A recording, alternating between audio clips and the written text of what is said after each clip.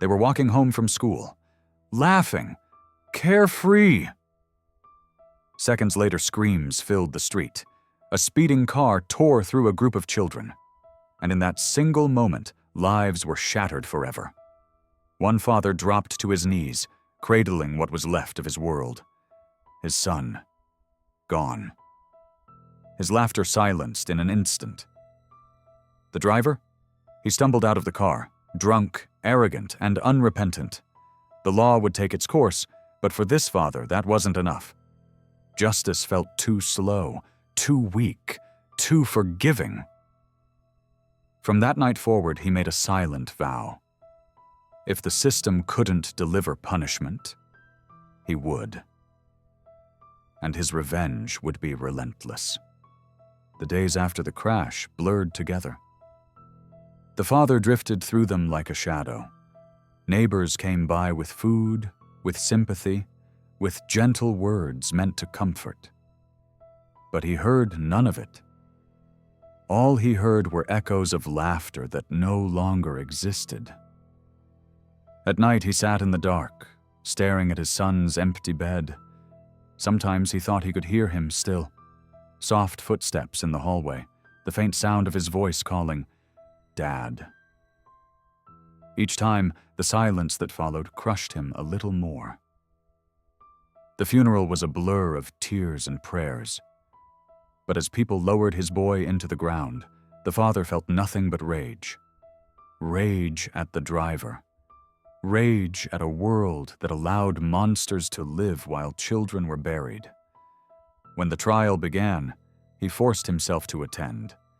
He sat in the back row, fists clenched so tight his nails cut into his skin. The courtroom smelled of polished wood and old paper. The driver sat only feet away, dressed neatly, his hair combed. He looked more like a man headed to a job interview than someone who had stolen lives. And then he smiled.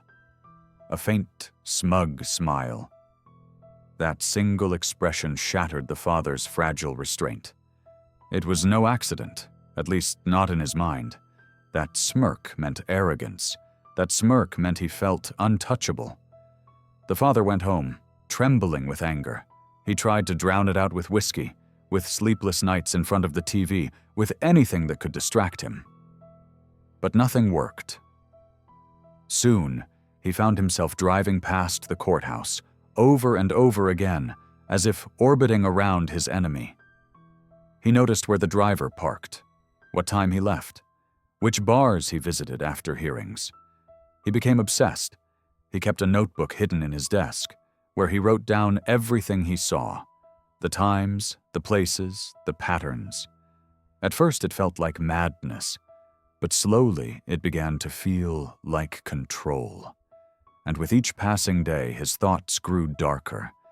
He didn't just want the driver punished. He wanted him to feel fear, to understand loss, to taste the same emptiness that haunted him every second of every day. The father wasn't the same man anymore.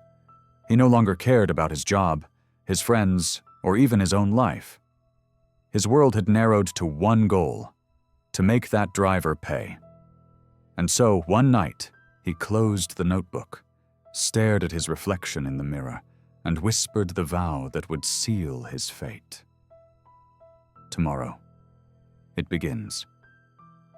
The father's life became a cycle, courtroom by day, shadows by night. He spoke little, ate less.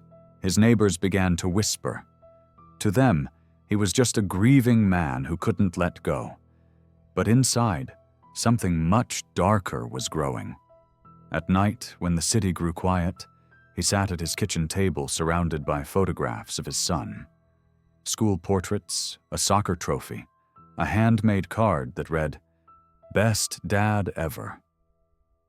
He ran his fingers across the words, his hands trembling. Sometimes he heard his boy's laughter echo through the halls. He'd close his eyes and see flashbacks. Weekends at the park, ice cream dripping down a small chin, little hands tugging at his sleeve. The memories hurt more than the silence. And each time the grief threatened to drown him, he'd open the notebook and remind himself of the vow. The driver will pay. The trial dragged on with endless delays, technicalities, witnesses, lawyers circling like vultures. Some days, the father wondered if justice even existed. One particular morning, he sat through testimony that made his blood boil. A witness spoke about the driver's drinking habits. Everyone in town knew he had a history: reckless speeding, bar fights, nights ending in flashing lights. But the defense twisted it, painting him as a victim of circumstance. And there, in that polished courtroom, the driver smirked again, that same arrogant curl of the lip.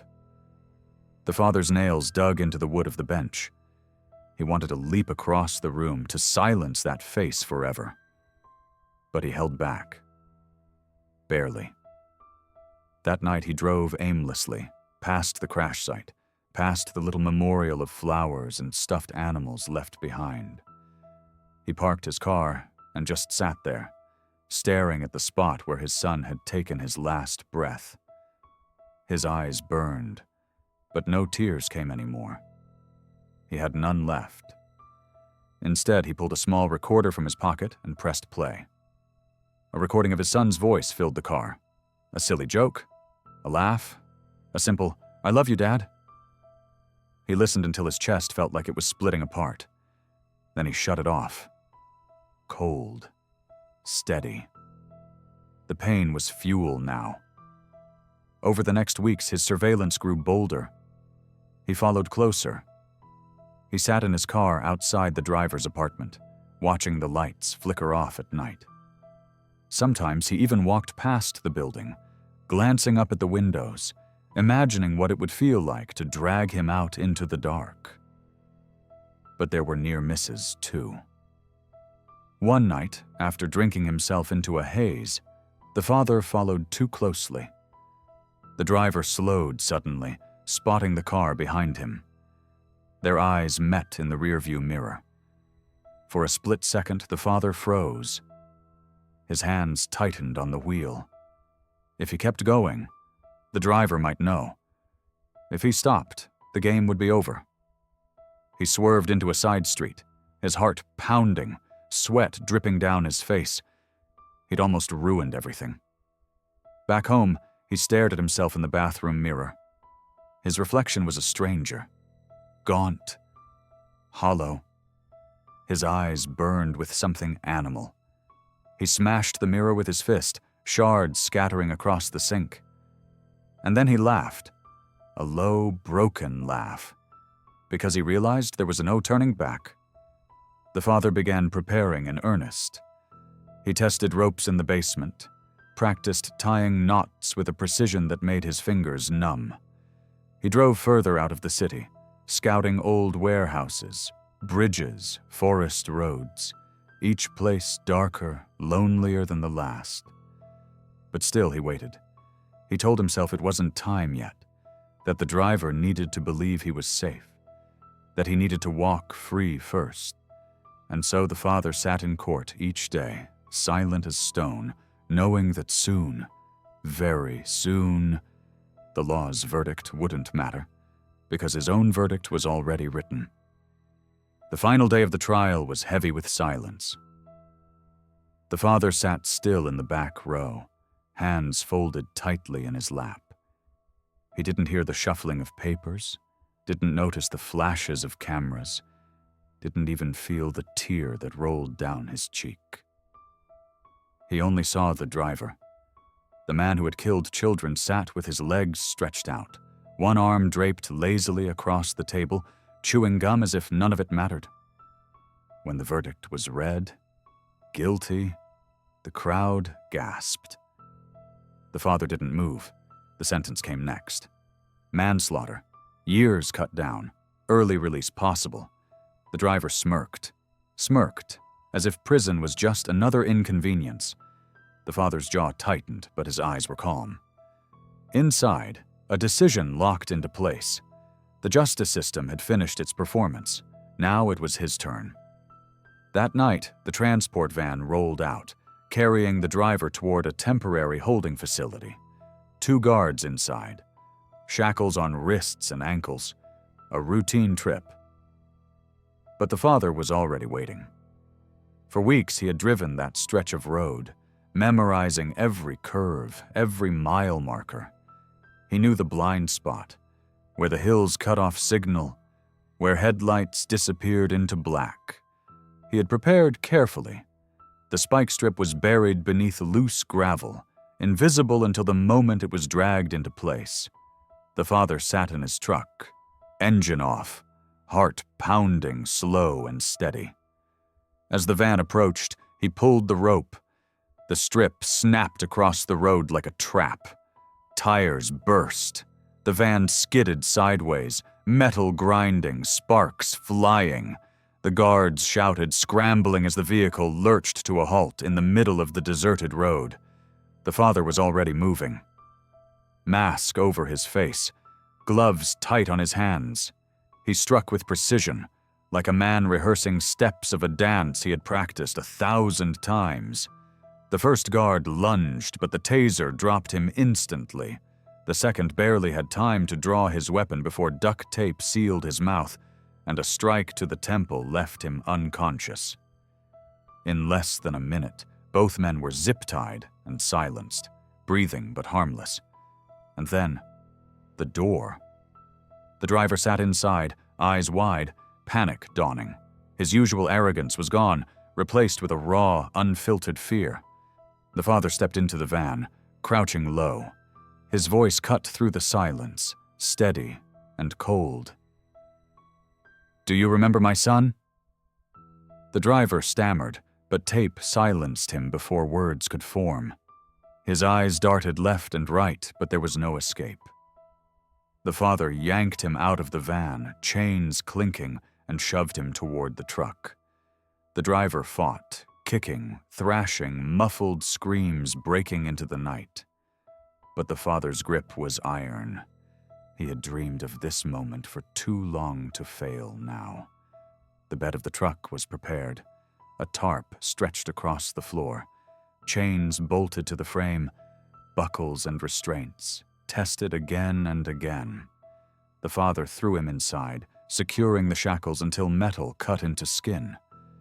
The driver writhed, his breath sharp and ragged. But it was useless. For the first time since the crash, the balance of power had shifted. The father slammed the door shut. The truck roared to life. The road fell away behind them. Darkness swallowed the world. Inside the cab, the father drove in silence, his eyes fixed ahead, his hands steady on the wheel. Every bump of the road was accompanied by the muffled cries and the desperate rattle of chains from the truck bed. But he didn't look back. Not once. Instead, he whispered to himself, over and over like a mantra. This is justice. This is balance. The city lights faded. The woods closed in. And as the truck disappeared deeper into the night, one truth became certain. The trial had ended. But the real judgment was only beginning. The truck stopped deep in the woods, miles from the nearest road. No lights, no sound, but the chirping of crickets and the faint rustle of wind through the trees. The father stepped out, his boots crunching on gravel. He opened the back and stared down at the man who had destroyed his life. The driver lay shackled, sweat pouring down his face, eyes wide with terror. His muffled screams leaked through the tape, desperate animal sounds that carried nowhere. The father didn't speak at first. He just watched him struggle. Every frantic jerk of the chains, every tear, every muffled cry, it was fuel. Finally, he leaned down, voice low, steady, unshakable. You didn't see them, did you? My boy and his friends. You didn't see the laughter you took away. You didn't hear the screams. But you will now. He dragged the driver out, chains clattering against the dirt. The man stumbled, tried to resist, but the father hauled him like dead weight toward a cabin, rotting wood, boarded windows, a place the world had long forgotten. Inside, the air was thick with dust and gasoline. A single light bulb hung from the ceiling, swinging slightly. In the corner, a table.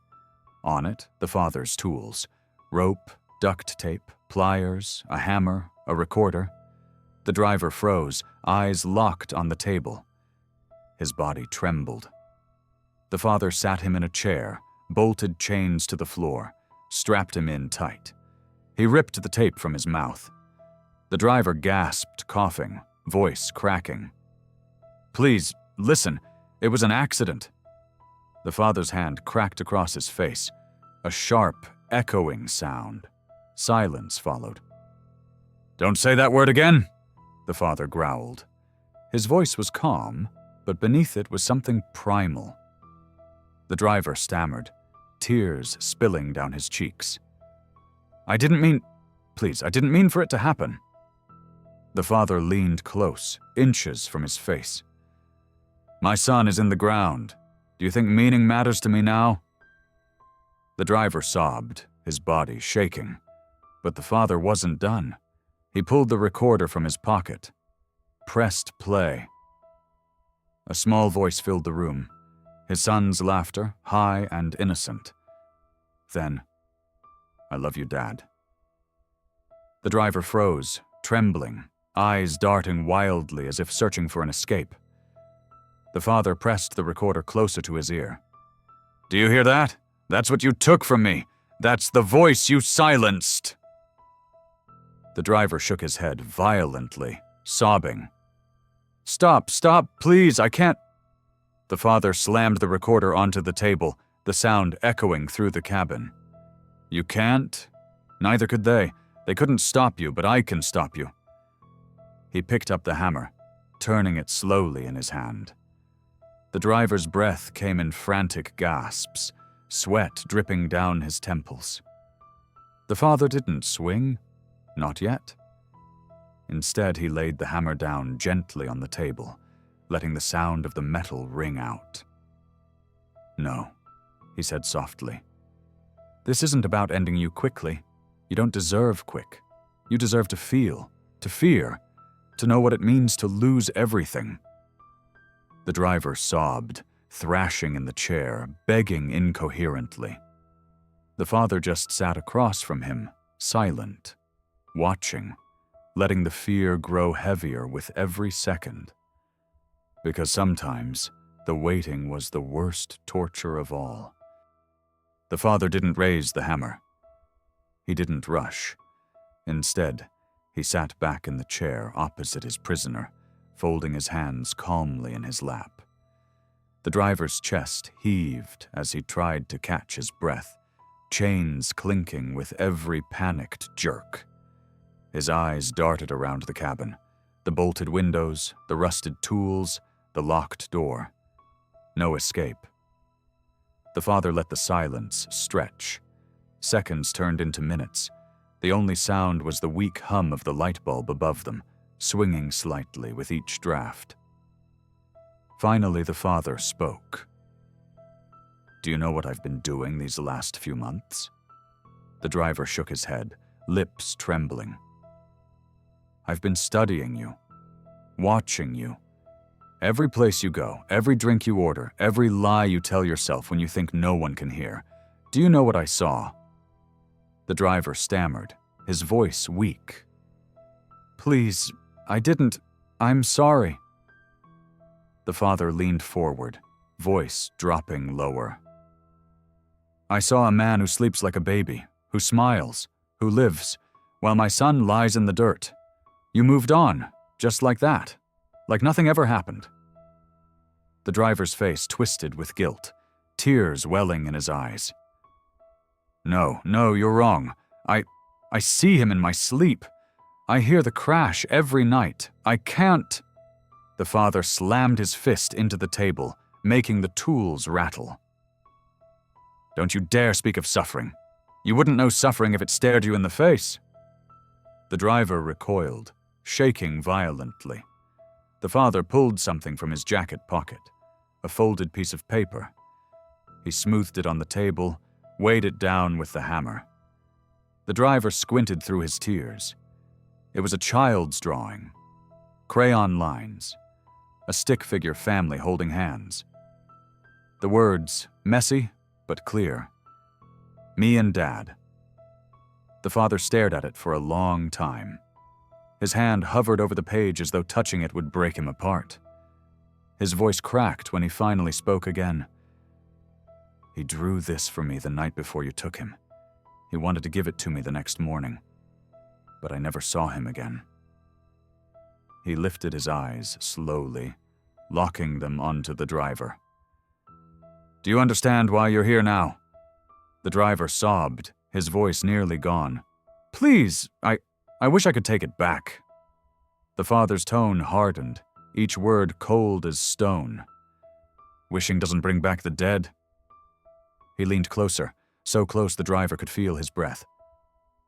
But pain, fear, that's the only language left between us. The father didn't strike. Not yet. He wanted the driver to sit with those words, to feel them sink in like claws. Minutes stretched on, unbearable, as the driver sat bound, trembling, staring at the hammer on the table, wondering not if, but when it would finally be used.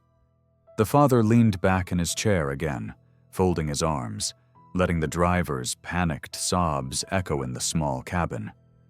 He didn't interrupt. He didn't move. He just watched. Finally, he stood, crossing the room slowly, his boots scraping against the wooden floor. He rummaged through a box on the shelf and pulled out a small object. When he placed it on the table, the driver's eyes widened. A toy car. Bright red, its paint chipped on the sides, the wheels loose from years of play. The father's voice softened, almost gentle. This was his favorite. He'd race it across the kitchen floor, making the sounds with his mouth. Every night before bed, he lined up his cars on the windowsill. He said they had to sleep too. He slid the toy closer to the driver. The man's chains clinked as he instinctively pulled back, as though the little car burned to the touch. The father tilted his head. Do you remember the sound your car made when it hit them? The crunch? The silence that followed? The driver shook violently. Stop! Please stop! The father leaned closer, his tone cold, deliberate. That sound never leaves me, but maybe it should never leave you either. He picked up the toy car, and with sudden violence, slammed it against the table. The driver flinched as the brittle plastic cracked, a wheel rolling across the floor. The father whispered, almost to himself. That's what you did. You broke him. You broke me. He turned his back and walked to the window, staring into the black forest outside. His shoulders rose and fell with slow, measured breaths.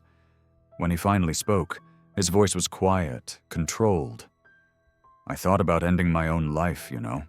Thought maybe that would be easier. But then I realized. He turned, his eyes locking onto the driver. Why should I leave this world when the man who destroyed everything still walks free? The driver wept openly now, his head hanging low. I never meant. I didn't want. The father cut him off, slamming his fist against the table again, making the driver jolt. Don't you dare! Don't you dare act like it was an accident you could walk away from! You were drunk! You were reckless! You chose this! He moved closer again, lowering himself so his face was inches from the driver's. I'm going to make you feel every second of what I feel. You'll never know peace. Not tonight. Not ever. The driver shook his head violently, eyes shut, tears streaming. Please, please, I'll do anything. The father straightened, his expression stone. There's nothing you can do, nothing, except sit here and remember. and with that, he turned the light off, plunging the cabin into total darkness. The only sound left was the driver's ragged breathing and the creak of the father's chair as he sat back down to wait. Wait for the fear to devour him from the inside out. The cabin had been silent for hours. Only the steady drip of water leaking through the ceiling broke the stillness. The driver's head hung low, his breathing shallow and uneven. His body trembled in the chair, exhausted from fear. The father rose without a word. His boots thudded slowly across the floor, deliberate, measured. He pulled a chair closer, sat down, and leaned forward. His voice was low, steady, almost calm. "Do you know how long it took the ambulance to arrive?" The driver didn't answer. His jaw clenched, his body shaking harder. 12 minutes. The father's tone didn't change. "Do you know how long 12 minutes feels when your child is bleeding out in your arms?" The driver shook his head slowly, lips trembling. "An eternity." The father stood, pacing slowly, his shadow stretching long across the walls. He finally turned back, lifting the hammer into his hand, testing its weight. "You're going to feel time the way I felt it, second by second. A slow eternity you can't escape." The driver's voice cracked, desperate. "Please, I'll go to prison. I'll confess to everything. Just don't—" The father cut him off with a sharp movement, slamming the hammer down on the arm of the chair, inches from the man's hand. Wood splintered. The driver screamed. The father leaned close, his face twisted with grief and rage. "Prison is too easy. Behind bars you get 3 meals, a bed, time to sleep. My son got 6 feet of dirt. Do you really think that balances out?" He lifted the hammer again, slower this time. The driver sobbed, his chest heaving as he tried to pull away from the ropes binding him. Then, without warning, the father brought the hammer down onto the driver's hand. Bone cracked with a sickening snap. The man shrieked, his body jerking violently, the sound echoing through the cabin. The father didn't flinch. He didn't blink. He simply watched as the driver writhed in agony, his screams tearing through the night. Finally, the father spoke again, his tone almost whispering. "That's 1. 11 more to go, do you understand? You're going to live every minute of my 12. The driver's screams faded into broken sobs. The father sat back down, the hammer still in his hand, his breathing calm. For the first time since the accident, he felt something. Not relief, not peace, but the faintest taste of justice, and it only made him hunger for more. The driver's scream still echoed through the cabin. His broken hand hung limp, swollen and useless. Sweat dripped down his forehead, mixing with tears. The father sat across from him, silent, watching. His chest rose and fell with calm breaths, but his eyes burned with something far darker. He finally spoke, voice steady, each word carrying the weight of years. "Do you remember what you were doing that night?" The driver shook his head, stammering through his sobs. I was drunk. I don't remember." The father slammed the hammer against the table, making the man flinch violently. "Wrong. You were laughing, music blasting, beer bottles rattling in your car. You were alive while my son was choking on his own blood." The driver sobbed harder, shaking his head. "Please, I can't." The father leaned closer, his voice dropping. "You will remember. Tonight I'll carve those memories into your flesh so they never leave you." He set the hammer aside and reached for something new, a pair of rusted pliers. The driver's eyes widened in pure terror, his breath coming in short gasps. The father gripped the man's finger, pressing the cold steel around it. Do you know how small a child's hand feels in your own? Fragile, soft. When he squeezed mine, it was trust. When he let go, it was death. The pliers clamped tight. A scream ripped from the driver's throat as the father pulled, tearing at the nail. Blood welled, the sound of flesh splitting filling the cabin. The father's face twisted, not in satisfaction, but in torment. His voice cracked as he whispered, almost to himself, one by one, just like the seconds that passed while I held him.